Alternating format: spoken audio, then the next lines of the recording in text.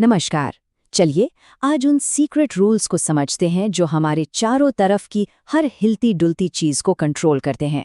चाहे वो एक छोटी सी गेंद हो या फिर घूमते हुए बड़े बड़े ग्रह। ये नियम दिखते नहीं है, पर हर पल हर जगह अपना काम कर रहे होते हैं। तो इस सफर को एक बहुत ही आम से सवाल से शुरू करते हैं। हम सब ने कभी ना कभी ये महसूस किया है ना कि चलती हुई बस जब अचानक से ब्रेक लगाती है तो आगे की तरफ एक झटका क्यों लगता है। आज इसी सवाल का जवाब मिलकर ढूंढते हैं। ठीक है, तो बस वाले उस रहस्य को सुलझाने के लिए हमें सबसे पहले उन अदृश्य धक्कों और खिंचावों को समझना होगा जो लगातार हमारे आसपास मौजूद हैं। साइंस की भाषा में इन्हीं को हम कहते हैं बल या फोर्स। तो ये बल आखिर है क्या? देखिए, बहुत ही आसान शब्दों में कहें तो ये किसी भी चीज पर लगाया गया एक धक्का या खिंचाव है। जब कोई दरवाजा खोलता है या गेंद को किक मारता है तो असल में वो बल का ही इस्तेमाल कर रहा होता है। और फिजिक्स की दुनिया में हम इसे न्यूटन में नापते हैं। और देखिए, बल सिर्फ चीजों को हिलाता नहीं है, इसके कई असर हो सकते हैं। ये किसी रुकी हुई चीज को चला सकता है, किसी चलती हुई चीज को रोक सकता है, उसकी डायरेक्शन या स्पीड बदल सकता है, और तो और किसी चीज का शेप तक बदल सकता है, जैसे किसी स्प्रिंग को दबाना। अब सारे बल एक जैसे नहीं होते। अगर किसी चीज पर लगने वाले सारे बल एक दूसरे को कैंसिल कर दें तो कुछ भी नहीं होगा। इसे कहते हैं संतुलित बल। लेकिन असली खेल तब शुरू होता है जब एक बल दूसरे से ज्यादा हो जाता है, जिसे असंतुलित बल कहते हैं। और तभी हमें मोशन या डायरेक्शन में कोई बदलाव देखने को मिलता है। और यहीं पर हमें हमारी बस वाली पहेली का पहला सबसे बड़ा सुराग मिलता है। ये एक ऐसी क्वालिटी है जिसे कहते हैं जड़त्व या इनर्शिया। जड़त्व एक तरह से किसी भी चीज की अपनी जिद होती है। मतलब ये उसकी वो आदत है जिसके कारण वो अपनी मौजूदा हालत में ही रहना चाहती है। अगर वो रुकी है तो रुकी रहना चाहेगी, और अगर चल रही है तो चलती ही रहना चाहेगी। वो किसी भी बदलाव का विरोध करती है। तो सबसे जरूरी बात यह है कि जड़त्व का सीधा कनेक्शन द्रव्यमान यानी मास से है। जिस चीज का वजन जितना ज्यादा होगा उसका जड़त्व भी उतना ही ज्यादा होगा। यही वजह है कि एक भारे बक्से को हिलाना या रोकना एक हल्की सी गेंद के मुकाबले कहीं ज्यादा मुश्किल होता है। चलिए अब इस पूरी कहानी की जड़ तक चलते हैं। हमने बल और जड़त्व को तो समझ लिया। अब देखते हैं कि इन सबको सर आइजैक न्यूटन ने मोशन की एक रूल बुक में कैसे पिरोया। न्यूटन ने 3 नियम दिए और ये तीनों मिलकर एक पूरा सिस्टम बनाते हैं। पहला नियम जड़त्व के बारे में है, दूसरा बताता है कि फोर्स और मोशन में क्या रिश्ता है, और तीसरा हमें बताता है कि बल हमेशा जोड़े में आते हैं। आइए एक एक करके इन्हें समझते हैं।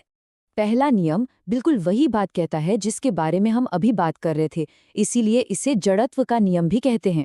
सीधी सी बात है, कोई भी चीज तब तक अपनी जगह से नहीं हिलेगी या अपनी स्पीड नहीं बदलेगी जब तक कि कोई बाहरी असंतुलित बल उसे ऐसा करने पर मजबूर न कर दे। अच्छा, दूसरे नियम पर जाने से पहले एक और जरूरी कॉन्सेप्ट समझना होगा। वो है संवेग यानी मोमेंटम। इसे ऐसे समझ सकते हैं कि ये किसी चलती हुई चीज में मोशन की कुल मात्रा को मापता है। मोमेंटम सिर्फ रफ्तार पर ही नहीं बल्कि चीज के वजन पर भी डिपेंड करता है। इसीलिए इसका फॉर्मूला भी सिंपल है, P=mv। इसका मतलब एक धीरे धीरे चलता हुआ भारी ट्रक और एक बहुत तेज रफ्तार से आती हुई क्रिकेट की गेंद, दोनों का मोमेंटम बहुत ज्यादा हो सकता है।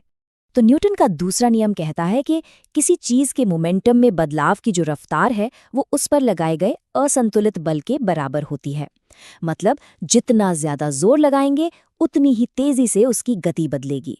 और इसी नियम से हमें मिलता है फिजिक्स का शायद सबसे फेमस फॉर्मूला F=ma, यानी बल बराबर है वस्तु के द्रव्यमान और उसके त्वरण के गुणनफल के। किसी चीज को कितनी तेजी से चलाना है, उसके लिए कितना फोर्स चाहिए, ये सब इसी से पता चलता है। और आखिर में आता है तीसरा नियम। ये बहुत ही खूबसूरत और सिंपल है। इसका मतलब है कि फोर्स कभी अकेला काम नहीं करता, वो हमेशा जोड़े में आता है। जब कोई दीवार को धक्का देता है तो दीवार भी उसे उतने ही बल से वापस धक्का देती है। हर एक्शन का एक बराबर और उल्टा रिएक्शन होता है। चलिए अब देखते हैं कि इस तीसरे नियम और मोमेंटम के आइडिया का हमारी असल जिंदगी में क्या मतलब है और इसके क्या नतीजे होते हैं। ये नियम हमें हर जगह काम करता हुआ दिखता है। जब बंदूक से गोली आगे निकलती है तो बंदूक पीछे की तरफ झटका देती है। ये है एक्शन रिएक्शन। रॉकेट भी बिल्कुल इसी सिद्धांत पर काम करते हैं। वो तेजी से गैस नीचे की तरफ छोड़ते हैं, एक्शन, और बदले में ऊपर की ओर उड़ते हैं, रिएक्शन। और न्यूटन के नियमों से एक बहुत ही पावरफुल नतीजा निकल कर आता है, संवेग संरक्षण का नियम। इसका मतलब है कि अगर कोई बाहरी बल सिस्टम पर काम नहीं कर रहा तो किसी भी टक्कर या धमाके से पहले और बाद में सिस्टम का टोटल मोमेंटम हमेशा बराबर रहेगा। तो ठीक है, अब तक हमने काफी कुछ जान लिया है। अब सारे डॉट्स को कनेक्ट करते हैं और देखते हैं कि ये सारे नियम हमारी रोज की जिंदगी को कैसे समझाते हैं। और हाँ, अपने उस शुरुआती सवाल का जवाब भी पाते हैं। तो ये रहा जवाब। जब बस चल रही होती है तो बस और उसके अंदर बैठे यात्री दोनों एक साथ गति में होते हैं। लेकिन जैसे ही बस अचानक रुकती है तो बस तो रुक जाती है, पर जड़त्व के कारण यात्री का शरीर अपनी गति में ही रहना चाहता है, इसीलिए शरीर आगे की ओर जाता है। बस यही वो झटका है। ये पहले नियम का एक परफेक्ट एग्जाम्पल है। और ये नियम सिर्फ बस में ही नहीं, हर जगह दिखते हैं। क्रिकेट में कैच लेते वक्त खिलाड़ी हाथ पीछे खींचते हैं ताकि मोमेंटम में बदलाव का टाइम बढ़ जाए और चोट कम लगे। ये दूसरा नियम है।